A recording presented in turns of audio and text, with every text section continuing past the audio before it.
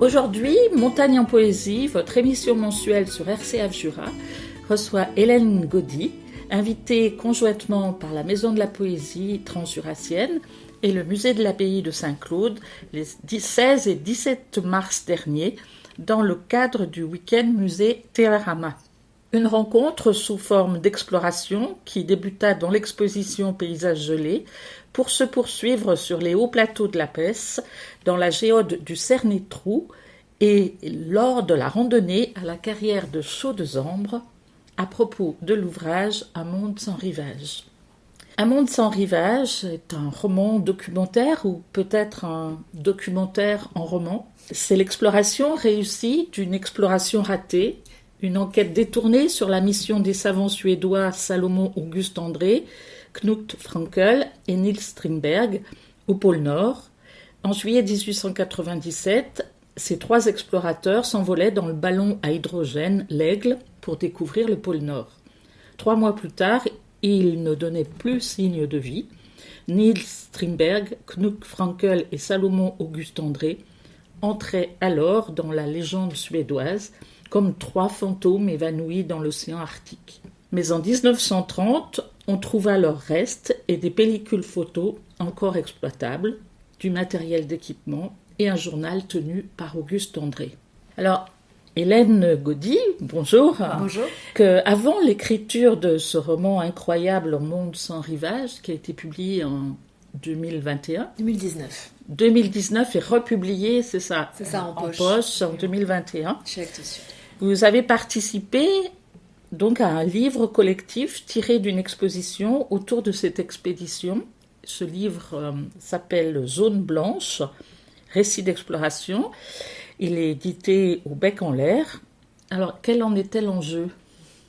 Alors ça a été un petit peu concomitant en fait ces deux projets. Donc j'étais sur ce projet de roman qui est devenu Un monde sans rivage à partir des photographies de cette expédition suédoise qui m'avait énormément marquée. Ça a été vraiment surtout d'abord une rencontre avec ces images que je trouvais très mystérieuses et très fascinantes, où on voyait des choses mais il y avait beaucoup de choses cachées aussi. Donc ça a tout de suite été l'envie d'explorer ces images, de commencer à écrire, et il se trouve que pendant l'écriture de ce texte, j'ai été autrice associée de la scène nationale de La Roche-sur-Yon pendant 2 ans, et donc invitée en résidence par la Maison Gueffier, qui est le pôle littérature de cette scène nationale. Et pendant cette résidence, donc, nous avons monté une exposition avec le musée de la ville sur le voyage d'exploration, où nous avons invité une 20aine d'artistes contemporains. Le critère, c'était qu'ils aient eux-mêmes accompli un voyage dont l'œuvre va être la trace.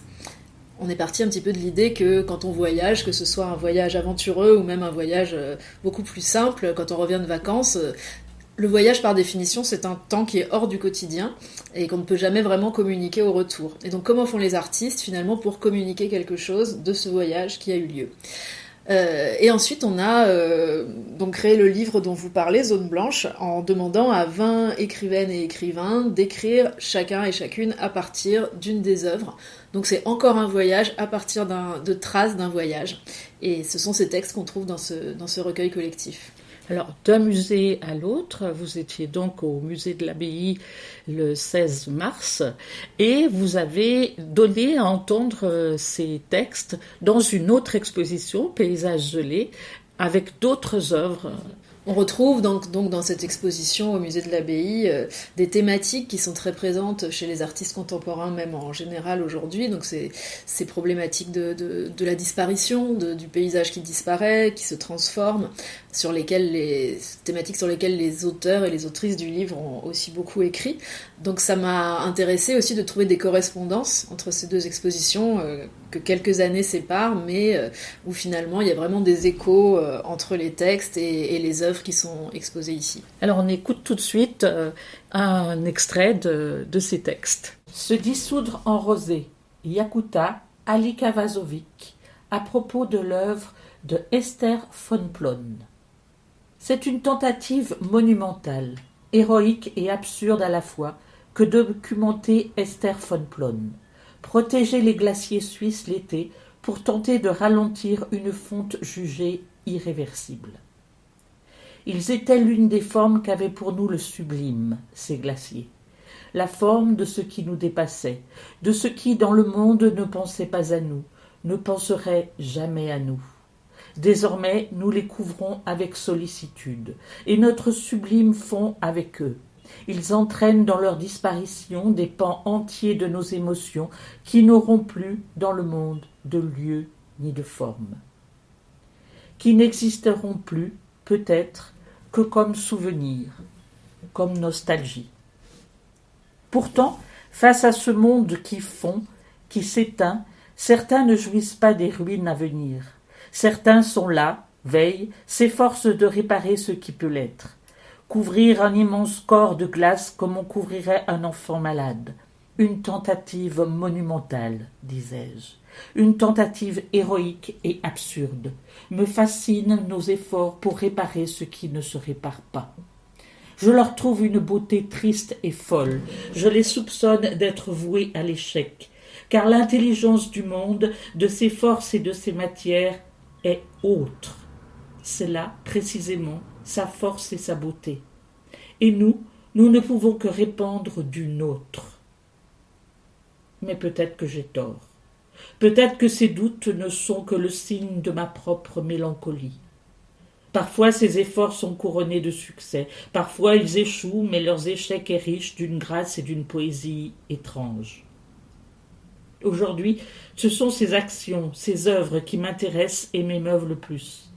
Certaines relèvent de l'art, d'autres ce que l'on a peur d'habitude d'appeler la vie. Il n'est pas certain que la distinction soit encore pertinente. Il y a toujours une autre manière de voir les choses. Les couvertures sur les glaciers créent, à l'horizon, comme un campement monumental. Des tentes immenses qui semblent déjà battre au vent de ce qui manque dessous, abritées non d'une présence, mais une absence. De toutes les architectures conçues par l'homme, la tente doit être l'une des premières, l'une des plus fragiles et des plus persistantes. Un tissu tendu pour faire rempart au ciel, la demeure de ceux qui n'en ont pas, l'abri où se raconter quelques histoires, un cœur battant.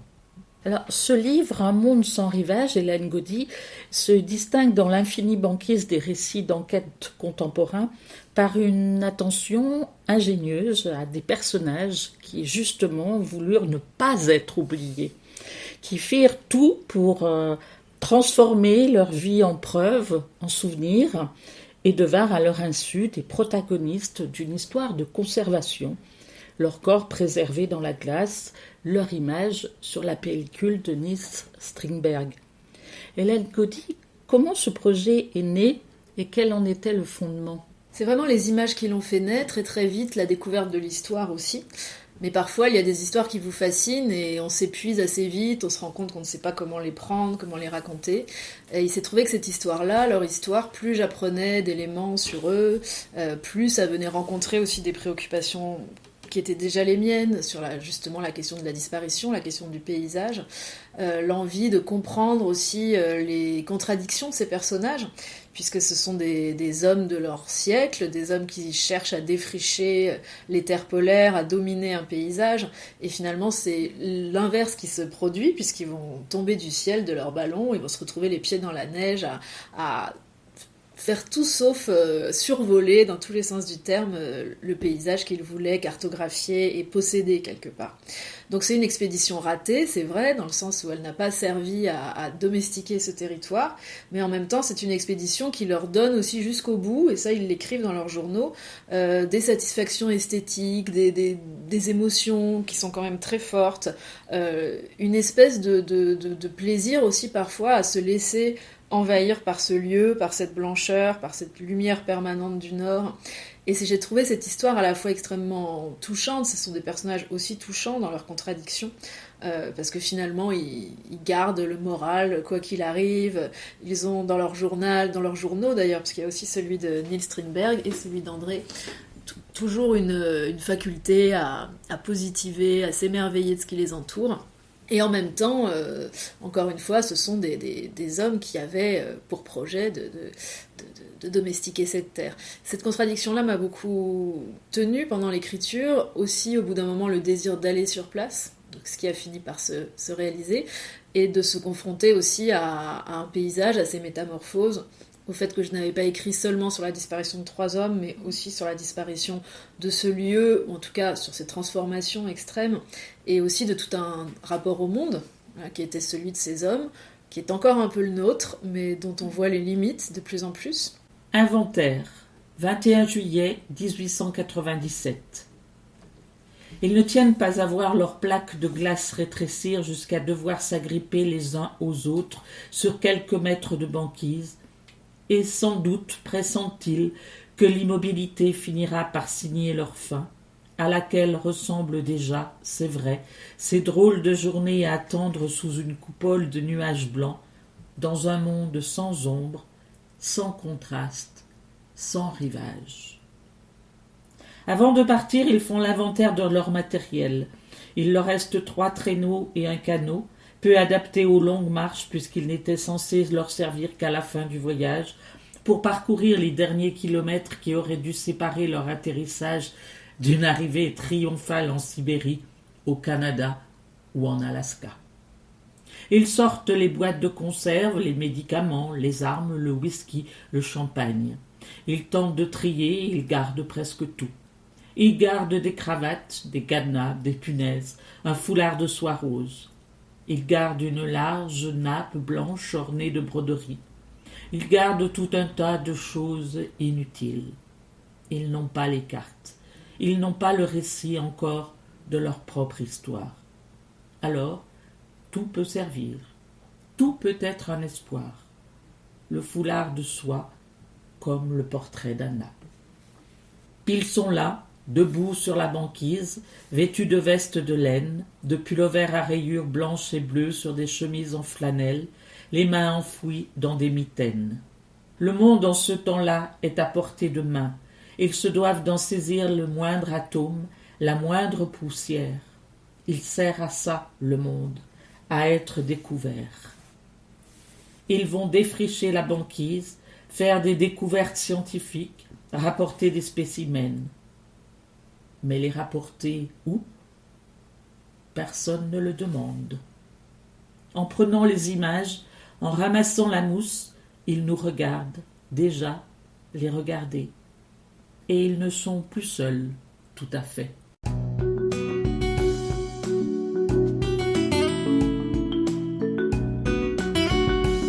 Vous êtes bien sur Montagne en poésie, en compagnie d'Hélène Gaudy, qui nous parle du récit publié en 2019, Un monde sans rivage. Hélène Gaudy, il y a donc aussi dans votre roman d'autres explorations polaires qui font partie du récit. Et il y a aussi ces femmes, parce que vous avez tenu à ne pas mettre à l'écart la femme de Strindberg, et puis Léonie Donnet, voilà, qui était la maîtresse de Victor Hugo. Malheureusement connue pour ça, et qui était une grande voyageuse. Voilà. Mais il y a aussi cette femme qui m'a beaucoup intéressée, c'est Béa Oussouma, qui est écrivain, médecin, qui consacre sa vie, puisque elle publie prochainement un nouvel ouvrage sur son enquête, et elle a passé son temps, c'est bien cela, à enquêter sur la mort mystérieuse de ces 3 hommes de l'expédition. Alors, comment Béa Oussouma, vous l'avez intégré dans votre propre récit ? Alors j'ai découvert son livre, qui n'est pas traduit en français, c'est une autrice suédoise. Il a été traduit en anglais, parce que malheureusement je ne lis pas le suédois. Et donc je l'ai lu en anglais, j'ai été fascinée par son expérience, parce que finalement c'est une personne qui, toute jeune, en s'ennuyant dans une fête un jour, est tombée sur un livre sur l'expédition, parce qu'en Suède c'est une expédition qui est assez connue, contrairement à en France on la connaît peu, mais là-bas c'est vraiment un fait d'armes national. Donc elle a découvert ce livre qui parlait de cette expédition, elle a commencé à le lire et puis d'un coup, elle était plus du tout dans sa fête, elle était complètement dans l'histoire. Elle s'est prise de passion pour cette histoire et elle y a passé des décennies de sa vie à enquêter, comme vous venez de le dire, sur cette question-là. Et elle est retournée sur l'île Blanche, donc là où ils sont morts, des années après. Elle a fait expertiser des os pour essayer de comprendre. Elle s'est mise à faire des études de médecine justement pour pouvoir élucider ce mystère, alors qu'elle était jusque-là, elle se destinait à être illustratrice, donc c'était tout autre chose. Et c'est quelqu'un qui consacre toujours sa vie à cette question-là. Et moi, ce qui m'a fascinée, en fait, c'est les rebonds, c'est les échos, en fait, qu'ont ces histoires de disparition. Parce qu'avant d'être retrouvés, donc ils disparaissent pendant 33 ans, donc c'est quand même énorme. Et le fait d'être retrouvés, le fait de les retrouver ne va jamais complètement abolir le mystère. C'est-à-dire que le mystère, il reste toujours actif, et ça continue à être repris, à être réexploré par des personnes aujourd'hui encore, donc très longtemps après.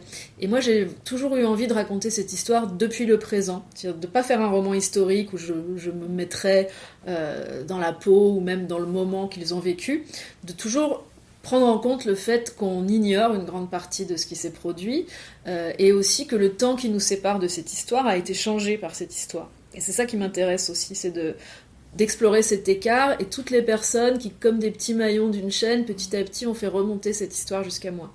Et Béa Ousma en fait partie. Finalement, s'il n'y avait pas eu ce surgissement, on ne connaîtrait pas l'histoire, on ne se serait pas intéressé à l'histoire comme on s'y est intéressé.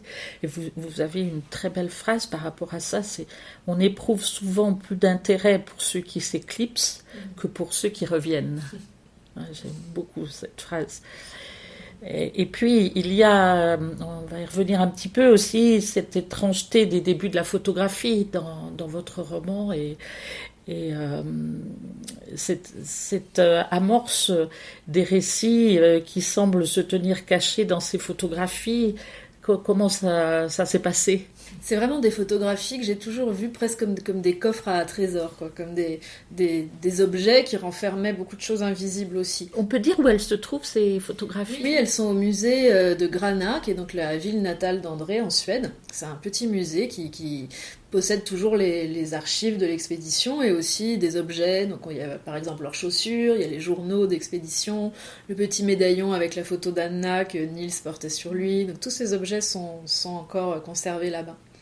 Et ce que j'ai trouvé très émouvant aussi avec ces photos, c'est que certaines sont complètement effacées maintenant. C'est devenu des photos abstraites où on ne voit que des taches, des zones noires, des zones de lumière. Et malgré ça, on sait que des hommes se sont tenus devant l'objectif, qu'ils ont été là et qu'ils ont disparu. Et pour moi, tout l'enjeu de l'écriture, c'était de faire un peu office de révélateur, comme en photographie, justement, d'essayer de revenir toujours à ces images et de me dire, il y a des choses que je vois pas, il y a des choses qui ont été là, mais qui ne sont plus là. Et petit à petit, à force de tourner autour de ces zones d'ombre, je vais essayer de révéler les images. On m'a souvent demandé pourquoi les images ne figuraient pas dans le livre, et je pense que c'est surtout ça la raison, c'est que je voulais que ces images soient envisagées dans tous leurs états successifs, dans toutes leurs strates, y compris celles qui n'ont pas existé, puisque sans doute j'imagine des choses qui n'ont pas vraiment eu lieu aussi, ça fait partie des hypothèses du livre, mais en tout cas de garder l'aspect multiple de ces photographies. Alors, vous écrivez aussi « Leur monde est mort bien après eux, mais il est mort dans leur sillage. Et ce monde a été le nôtre. Celui qui vient n'a rien à voir. Quelque chose s'est brisé. » Hélène Gaudy, pourquoi donc s'évertuer à donner cette mémoire à notre présent ? Je pense que cette histoire dit beaucoup de choses de notre rapport au lieu, au vivant, à la fragilité de ces territoires aussi. Et quand j'écris quelque chose s'est brisé, en réalité, je ne suis pas sûre que ce soit vraiment brisé déjà, c'est-à-dire qu'on ait vraiment pris conscience de la manière dont il faudrait traiter le monde. Mais en tout cas, il me semble que cette histoire-là dit beaucoup de choses de notre volonté de le découvrir, de le dominer aussi, de le connaître, qui est aussi une volonté qui me touche personnellement. Moi aussi, j'ai eu envie d'aller sur place, de voir ces paysages. Et en même temps, plus ça va, plus on se rend compte que cette envie de tout voir, de tout connaître, de tout cartographier a sensiblement abîmé le monde et l'a rétréci aussi. Ce qui fait que leur aventure aujourd'hui ne serait plus possible. Et surtout, on voit les limites de cette envie de tout, de mettre nos yeux partout, que les yeux humains se portent partout, et pas que les yeux évidemment, mais aussi les mains et les actions qui détruisent aujourd'hui ces lieux-là. Donc je pense que c'est une sorte de parabole aussi un petit peu de ce qui se produit toujours, du rapport dans lequel on est toujours. Même si aujourd'hui, quand j'écris quelque chose c'est brisé, c'est que je pense qu'on a la conscience en fait des conséquences de notre rapport au monde, on le sait. Ça ne veut pas dire qu'on arrive encore à le changer. Je souhaite qu'on y arrive, mais en tout cas, on ne peut plus, comme ils le faisaient à leur époque, avoir le sentiment que le monde est une manne inépuisable dans lequel il faut sans cesse prélever des spécimens, comprendre, disséquer des animaux. La fin du 19e, là, c'est vraiment une époque où on doit poser partout nos yeux, quoi. On doit tout voir, tout connaître, tout disséquer. Et c'est ce rapport-là qui se révèle, et les ravages de ce rapport-là qui se révèlent aussi dans cette histoire. Vous dites, mais qui se souviendra, non pas qu'il y eut de la neige, mais que la neige a disparu. Est-ce que ce monde qui va être privé, sans doute, de cette neige, de ces paysages, deviendrait un monde dénué de contenants pour préserver la mémoire ? Il y a cette idée, et puis il y a l'idée que je trouve un peu vertigineuse, mais qui est proche de ce que vous dites, qui est la disparition du blanc lui-même. Moi, c'est vraiment ça qui m'a frappée avec la confrontation surtout au paysage quand j'ai été sur place. Alors j'aurais pu m'en douter, et je me doutais d'ailleurs sans doute en y allant qu'il n'y aurait pas de neige au Svalbard en été, au moment où j'y suis allée. Mais c'est vrai que d'être confrontée à ce lieu, alors que j'avais rêvé pendant des années sur la blancheur des photos, sur ce blanc qui envahit tout, arriver sur place, découvrir que ce blanc n'existe plus, ça a été vraiment quand même une sorte de choc, même si c'était un choc très prévisible. Et je me suis dit que finalement, le blanc, c'est ce qu'on utilise pour dire l'absence. C'est le symbole, dans notre culture en tout cas, de l'absence, du vide, de quelque chose qui n'est plus là. Et si le blanc lui-même disparaît, c'est comme si on n'avait plus Je me dis, ça va peut-être changer aussi notre langage, notre façon de nommer les choses, d'imaginer les choses même. Donc pour moi, il y a des répercussions dans considérer le paysage. Bien sûr, de considérer le paysage, mais aussi même au-delà du paysage, de dire l'absence, de dire le vide. Et les changements du paysage sont aussi les changements de notre mode de pensée, de notre mode de parole, d'écriture aussi. Vous êtes retourné dernièrement au Spielberg pour le tournage d'un long-métrage documentaire avec Robin Hunzinger. Ce film sortira prochainement sur les écrans, en salle. Et justement, comment s'est passé ces retrouvailles avec ce paysage ? Alors oui, c'est un film de Robin Hunzinger qui s'est passionné lui aussi, encore un maillon de la chaîne pour cette expédition. Et donc qui nous a emmenés... un photographe qui s'appelle Tyrone Martinson, qui est chercheur et photographe et qui a travaillé sur les images, et moi au Spitzberg pour retourner sur les traces d'André. Et Béa Ousma, qu'on nommait tout à l'heure, sera aussi dans le film. Elle n'était pas dans le même voyage que nous, mais elle aura aussi une place dans cette histoire, et je crois que Robin avait vraiment envie de travailler justement à partir des répercussions aussi de cette aventure, et de trouver aujourd'hui des personnes que cette histoire a durablement changé, que cette histoire a animé pendant plusieurs années, ce qui a été notre cas à tous les trois. Et cette expérience, pour moi, ça a été plus que des retrouvailles, puisque j'ai pu aller plus loin que les lieux que j'avais vus en écrivant le livre. J'ai pu faire un voyage beaucoup plus ambitieux, beaucoup plus lointain, sur l'eau de l'océan Arctique. retourner à Pyramiden où j'avais été, retourner à Longyearbyen qui sont donc les villes du Spitzberg, mais aller aussi beaucoup plus loin, naviguer, trouver des côtes qui avaient été abordées justement par ces explorateurs et d'autres. Vous évoquiez Léonie Donnet tout à l'heure, qui donc a été la première femme à voyager dans le Grand Nord et qui raconte aussi dans son livre Voyage d'une femme au Spitzberg son abordage dans une baie dans laquelle nous avons pu aller à notre tour. Donc ça a été un merveilleux voyage, des paysages qui sont difficiles à imaginer, qui sont même difficiles à... Il est presque difficile d'admettre qu'on les a vus en vrai. C'est-à-dire qu'il m'arrivait de faire des photographies un jour, et puis le lendemain de regarder mes photos et de me dire mais j'ai vu ça n'a même pas eu le temps de laisser des traces, tellement c'est différent de ce qu'on connaît. Donc ça a été un voyage magnifique, et je trouve qu'il y a aussi une forme d'ambivalence à être sur ces lieux, parce que comme je le disais tout à l'heure, je me dis maintenant que c'est des lieux qu'il faudrait laisser tranquilles, et malgré tout j'y suis allée, j'ai encore cédé au désir et de l'aventure, de l'expérience, du fait de les voir. Et c'est vrai que ça met dans une position étrange, d'autant plus qu'on assiste à la disparition du paysage, on assiste au glacier qui s'effondre, à la neige qui est encore plus absente que les années précédentes. Donc c'est un voyage assez mélancolique aussi, qui n'est pas sans ambiguïté, qui n'est pas sans scrupules, mais qui était absolument magnifique, et je suis curieuse de voir le film que Robin va en tirer. Merci beaucoup Hélène Gaudy. Donc on conseille vivement à nos auditeurs vos deux ouvrages, Zone blanche et Un monde sans rivage, à lire absolument pendant que nous avons encore un tout petit peu de neige sur les monts Jura pour rêver. Merci Hélène. Merci.